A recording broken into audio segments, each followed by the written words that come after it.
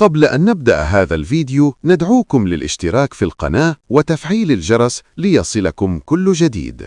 مبروك للمغرب الفوز والتأهل التاريخي أمام نيجيريا إلى الدور النهائي من كأس إفريقيا. المغرب منتخب عالمي والأفضل في إفريقيا، وهو المرشح للفوز باللقب بعدما فاز على جميع المنتخبات، ويجب علينا أن نتعلم منهم. البونو مدرسة. ده تصدي النهارده، شفنا تصدي غريب في ضربة الجزاء. صحيح. تصدي حارس مرمى يمشي على الخط وياخد الكرة ويشيلها كده في ضربة الجزاء. لا حركة الضفدع.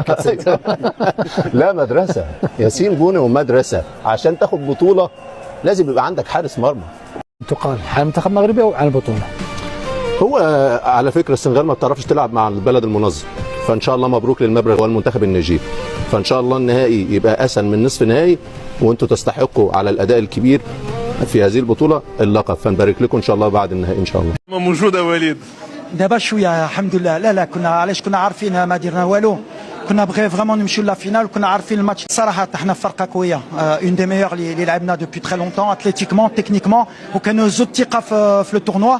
كانوا ماركا 14 بوت، مي جو بونس كون ايتي تري كوستو تاكتيكمون.